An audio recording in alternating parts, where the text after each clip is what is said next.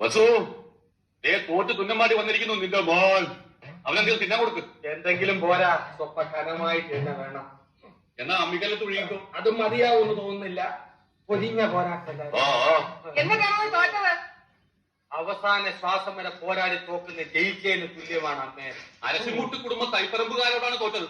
ഞാൻ വിക്ടറിക്കാരോട് മത്സരിച്ചാ ധീരമായിട്ട് തോറ്റത്, അല്ലാതെ തൈപ്പറമ്പുകാരോടല്ല.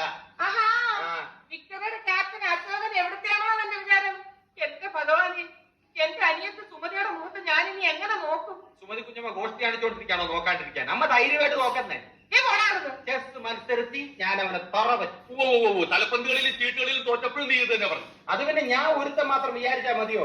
കൂടെയുള്ള കോന്തന്മാരും കൂടെ വിചാരിക്കണ്ടേ? ചെസ്സിനാവുമ്പോ എന്റെ മണ്ട മാത്രം മതിയല്ലോ. എടാ മരമണ്ട, അതിലൊക്കെ തോറ്റു വന്നാലുണ്ടല്ലോ നിനക്ക് ഞാൻ പച്ച വെള്ളം തരത്തില്ല. പച്ചവെള്ളം ഫ്രീ ആയിട്ട് ഹോട്ടലിൽ നിന്ന് അമ്മ വിശന്നിട്ട് കൂടെ തിന്നേ പാടും. അമ്മ വല്ല തിന്നെടുത്തു. എടാ നാളെ പോയി കുളിച്ചിട്ട് വരാൻ.